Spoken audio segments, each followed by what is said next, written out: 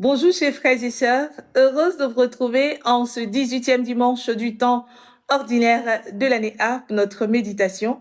Bon dimanche à tous.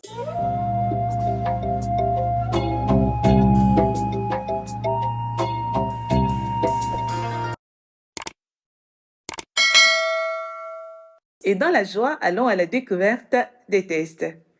La première lecture est extraite du livre du prophète Isaïe.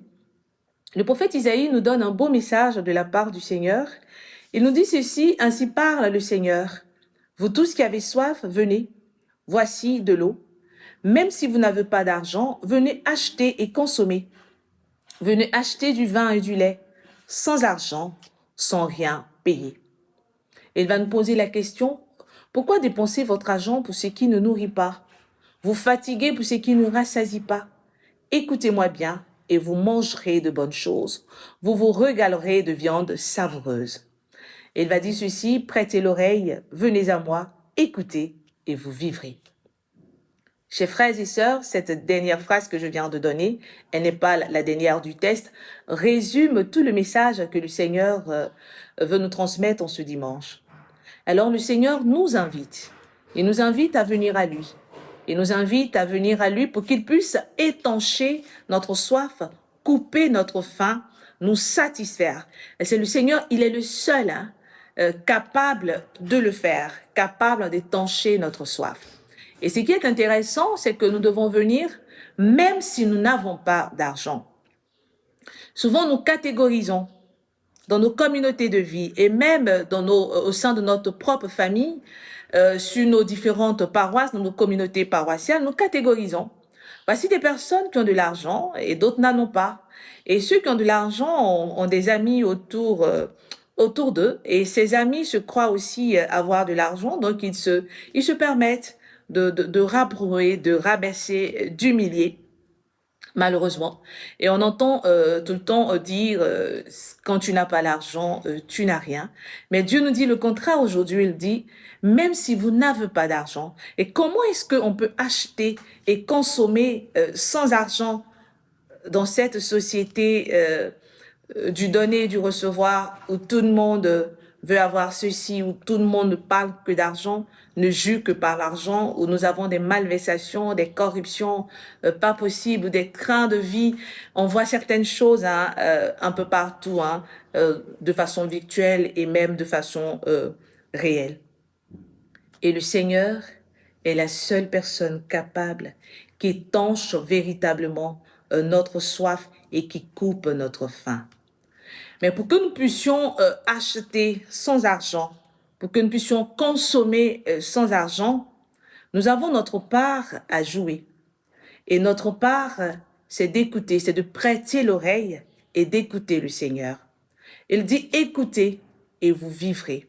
Et je pense qu'il le dit aussi dans le texte: écoutez-moi bien. Il va encore dire: écoutez et vous vivrez. Si nous écoutons, comment écouter le Seigneur? Écouter le Seigneur ici, c'est obéir. Obéir à sa voix, obéir à ses directives, obéir à tout ce que le Seigneur nous demandera de faire. Sommes-nous capables d'obéir au Seigneur? Sommes-nous même capables de rester fidèles et de ne pas continuer à écrire nos propres évangiles? Sommes-nous capables d'écouter?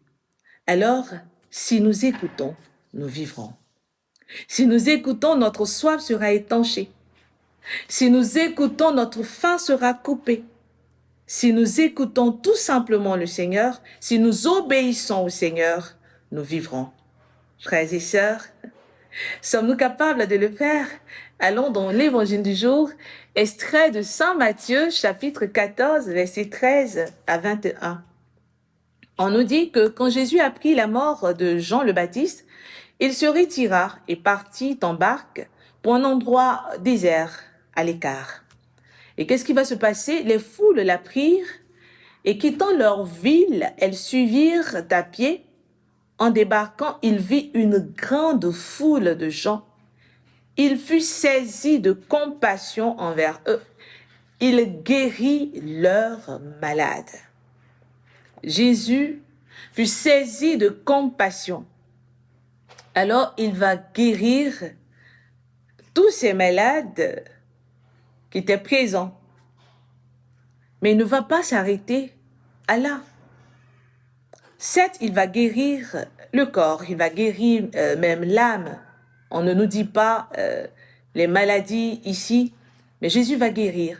Et Jésus va aller au-delà de cette guérison de l'âme. Jésus va nourrir ce peuple. Mais il va demander, lorsque ses disciples vont lui dire, de ramener cette foule ou de demander à ce que la foule aille acheter à manger dans les villages environnants. Jésus va dire non, donnez-leur vous-même à manger. Et il n'avait que 5 pains et 2 poissons. Jésus a multiplié. Et nous aimons bien ce texte parce qu'il a multiplié. Mais la multiplication est venue d'un acte que Jésus a posé. Jésus ne les a pas renvoyés. Et de cette parole, il a dit, donnez-leur vous-même à manger. Lorsque nous nous occupons des âmes, lorsque nous avons des personnes à notre charge, lorsque nous avons eu la grâce de guérir, la grâce de prêcher, la grâce de parler, s'il nous manque la charité, notre grâce n'a pas de sens. Oui, dans nos différents programmes, nous guérissons, mais il y a des personnes qui ont des factures à payer. Dans nos différents programmes, nous guérissons, et ces personnes, elles retournent chez elles, elles n'ont rien à manger. Elles retournent chez elles, elles n'ont pas d'eau. Elles retournent chez elles dépourvues de tout, oui, remplies de Dieu, remplies de cette grâce.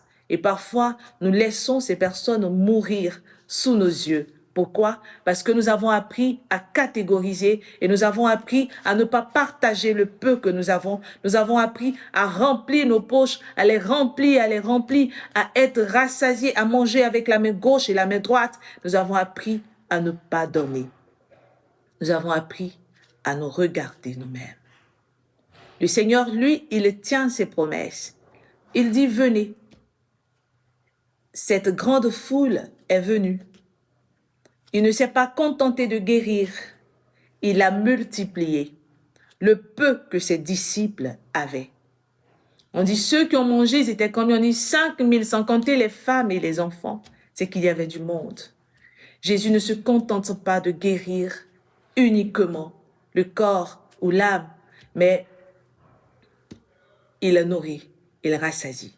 Alors, chers frères et sœurs, sur nos paroisses ou dans nos différentes communautés de vie, nous ne devons pas nous contenter de dire j'ai 15 000 âmes, j'ai 20 000 âmes, j'ai 30 000 âmes, mais plutôt savoir comment ces âmes vivent, comment ces personnes vivent, comment est-ce que ces personnes arrivent à faire face à certains défis au quotidien. Nous avons la possibilité de permettre à des personnes qui ont des diplômes de travailler, mais non, nous voulons toujours soit les transporter, toujours leur donner des miettes, toujours les inviter chez nous pour les rabaisser, pour les humilier. Aujourd'hui, il nous dit ceci, donnez-leur vous-même à manger. Je les ai appelés et je vous ai donné cette grâce. Et moi, je le fais, à vous de continuer. Alors Dieu donne tout. Il est la source de tout. Il est celui qui fait tout.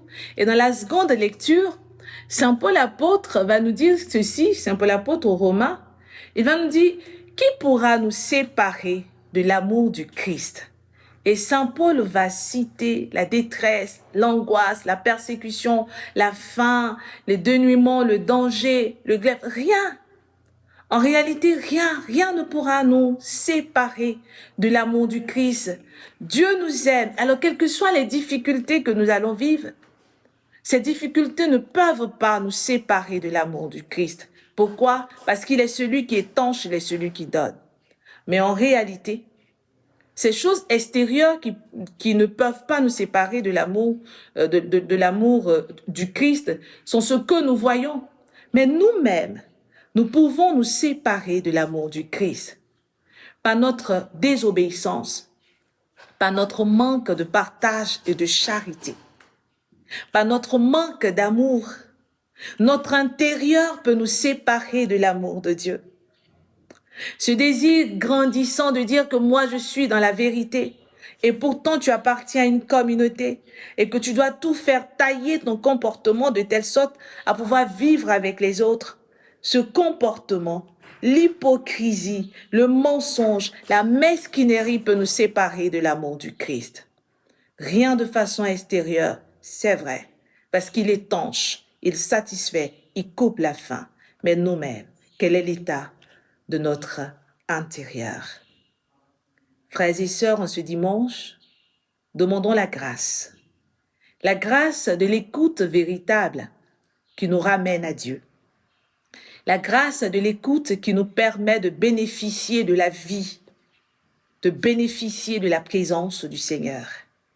La grâce de l'obéissance et de l'abandon total pour que Dieu puisse agir dans notre ou dans nos différentes vies. Vous le savez, frères et sœurs, moi, je vous aime, mais Dieu encore plus. Alors, très bon dimanche à tous et prenons la résolution de venir à Dieu. Au revoir.